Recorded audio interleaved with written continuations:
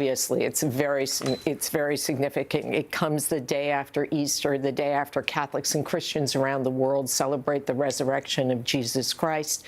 But I think more than anything, you saw the Pope on his last day at his happiest. Nothing made Pope Francis happier than being a pastor, than being among his people. It's one of the things that frustrated him, and that's why you saw increasingly during Holy Week these sort of special appearances that he would make at the Basilica, St. Peter's Basilica. And that's what he loved. He loved being among the people. He never thought of himself as a monarch or anybody special. He thought of himself as a pastor, bringing God's word to his people, and that's what you saw in his final hours. And in his final days, even doing his traditional visit with prison inmates exactly. at a prison near Rome. Talk about what's next now. I mean, a lot of these plans have been in place literally for years. There's a period of mourning, there's a funeral for the Pope, and then there will be a conclave to elect a new Pope. Right, so the first thing that happens will be the papal funeral, and that happens usually within 4 to 6 days of his death. We haven't heard any official word from the Vatican when that will happen. The cardinals from around the world will come to Rome for that funeral. And then there is a period called the congregations, where the cardinal electors, and there are about 135 of them, get together and they have speeches, because while they're all cardinals, they really don't know each other, and they have to get to know each other. And then after that period, there will be a conclave, and that's when the cardinal electors go into the Sistine Chapel and everyone else is ushered out, and they spend days voting on who will be the next pope. And so that's what will happen. The dean of the College of Cardinals will call the conclave. That too has yet to happen. But this, what you will see and what you will notice the difference from, for example, Pope John Paul II's funeral versus Francis, is Francis wanted a more simple funeral. He wanted it to be more streamlined. And he's not going to be buried at the Vatican. He's going to be buried at Santa Maria Maggiore, which is where he goes to visit the icon of the Blessed Virgin, the Christ's mother, before and after each trip. And it's also the basilica where St. Ignatius Loyola, the founder of the Jesuits, and that's the order of which Francis was, celebrated his first Mass. So there are many, many symbols, and that's where he will be buried. The only Jesuit pope yes. so far. And again, I know a lot of time will be spent over the next few hours, especially talking about this pope's legacy, especially. What do you think? Oh, it's mercy and compassion. He is the man who brought the Catholic Church, especially the U.S. Catholic Church, away from the culture wars and back to Christ's basic message: do unto others as you would have them do unto you. And that is what I think excited people about his papacy. And then the other thing is, he said, we have a responsibility to reach out to the least of us, the people, the marginalized, the people on the peripheries, as he spoke of them. And even in the Vatican, he had a big outreach program to the homeless. He set up showers for them. He arranged barbers for them and hairdressers, and that kind of, every time he celebrated his birthday, it was always with a group of homeless people. It was never with anybody fancy or the princes of the church, as the cardinals are known. That's who he liked to be with. That's who he felt compelled to mission. And set aside some of the more, I guess, ostentatious displays that sometimes popes had. Didn't live in the famous papal apartments. Chose a more austere lifestyle for himself. Right. And one of the reasons he didn't live in the papal apartments is he liked people around him. And he said he would have gone crazy because you'd be very isolated in the Apostolic Palace.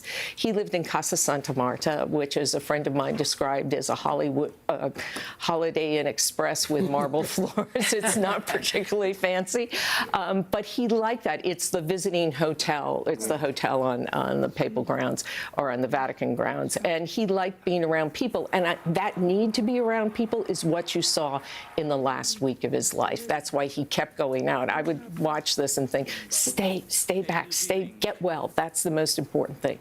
But that was part of his being well, was being among the people. Thank you, Ann. And thank you. I want to turn now to Christopher White, who is a reporter for the National Catholic Reporters, a longtime Vatican correspondent. Christopher, good morning to you. I know you've been listening to this conversation. I mean, in some ways, Pope Francis was a reformer and clashed with more conservative members of the clerical order and the cardinals. How do you think he's going to be remembered? I think this is a pope that was unafraid to bring the church in dialogue with the modern world, to answer and listen to hard questions and to not be afraid. As Anne mentioned, he really wasn't interested in banging people on the head with doctrine, but he really wanted to accompany people in where they are in life. And I think that's why, as Anne rightly noted, he was so appreciated and beloved by Catholics and non-Catholics alike. Christopher, looking ahead now, again, we know that this is going to be a period of mourning for the Catholic Church. There'll be a funeral, then there'll be the conclave. As the Catholic Church looks to the next pope, what do you think that the Church will be looking for in the next pontiff? I think, there are 136 cardinal electors who will all come to Rome in the coming days. And I think when they're behind closed doors, they're going to talk about a profile before they talk about a person. And they'll weigh things like, how much do we want this person to be good at government and just the average, work of governing the church, management? Or how much do we want this person to have more of an outward-facing missionary personality? And they'll weigh those and discuss what's needed in this moment. And that will, certain tensions will emerge in that process, but I think they'll talk a lot more about what the church needs before they talk about who. Well, let's talk about some of that orthodoxy. And I mentioned some of the clashes that had taken place with some of the more conservative members of the Catholic Church over doctrinal things like the Latin Mass, but also about social issues. And, when you look at the whole picture of Pope Francis, there's a little bit of something for everybody. I mean, in some ways, progressives were heartened by some of his stances, but didn't think they went far enough. There are other ways in which, again, he clashed with conservative members of the church. So where does he fit when you look at the whole picture? You can't really map Pope Francis onto, certainly not American political categories. I mean, one of his, famous lines in one of his early documents was that everything is connected. And so for Pope Francis, he began with the sort of dignity of the human person. And so that's what led him to oppose abortion, but also have a very strong defense of migrants and climate change. And so I think that's why some people often found him a bit puzzling. How do you characterize this guy? Is he a progressive? Is he a conservative? And in a sense, he was both. Ann Thompson here in the studio with us, and just to that point, to a certain extent, he was talking about this Pope being more progressive than some of his predecessors.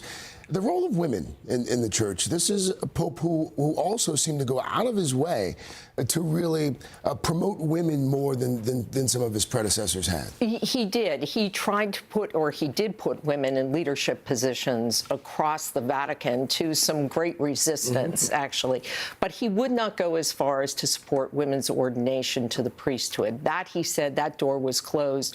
John Paul II had closed the door on that. He said the theology just didn't line up. He has had commissions looking at the issue of women becoming deacons within the church, but that remains unresolved. And I think a lot of people will think he did not do enough for women. While he did some things, it wasn't enough. We have to also look at the clergy sex abuse scandal that was pervasive for his papacy and his predecessors as well. And he had some missteps, but finally came around to a point of really acknowledging the sin of the church in overlooking these abuses. And I remember the words he chose: "We abandoned the little one." Yeah, and that came from listening. He went to Chile and had a disastrous visit there. It was rocked by sex scandals, and he believed his cardinals, who said these people, basically said these people are not telling the truth. He came back, he had his investigator go to Chile, and he turned out this 2,000-page report that basically said the Pope had been lied to. And then what he did, he invited 4 of the men who had been abused by priests over to the Vatican for a week in April to listen to their stories. And that turned him around. He did a 180-degree turn on the issue. And think of how many world leaders do you know that make that kind of dramatic turn on an issue. Almost none. And that was after listening to the victims. And really quickly here, as we look ahead, we just saw a live look there at the Vatican. This is, I guess, there have been several times during our lifetime where we've seen this. There's a live look there at the Vatican. Over the next few days and weeks, folks who are not Catholic, what can we expect to see? What can we expect to hear and unfold? I think you will see the world come to Rome. That's typically what happens when a pope dies. Especially, I was thinking of the Argentinians who loved this man, and he never went back to Argentina after he became pope. The closest he got was to Rio de Janeiro. But I think you will see that. You will see a lot of the pomp that we have come to associate with the Catholic Church, a lot of the ceremony, that is beautiful, but you will see a much more, I think, pastoral funeral than the grand funeral that you saw of St. John Paul II. And then I think what you will see is the Church struggle with what the future should be, as Chris said, is that are they going to continue down the same path as Francis as far as opening the doors of the Church wide to welcome everybody in, to acknowledge everyone as a sinner, or are they going to close those doors and make it more narrow and go back to go back to strict doctrine? And that to me is the real interesting question as to when the cardinals get together and how they choose the next pope. Yeah, many questions facing the future of the Church, but for the moment, mourning, a period of mourning for Pope Francis, who has passed away at the age of 88. Anne, thank you so much. We're going to have a lot more coming from the Vatican. What's next? The reaction from people here and around the world, especially as we're waking up here in the U.S. We'll have much more this morning on Today. This has been an NBC News special report.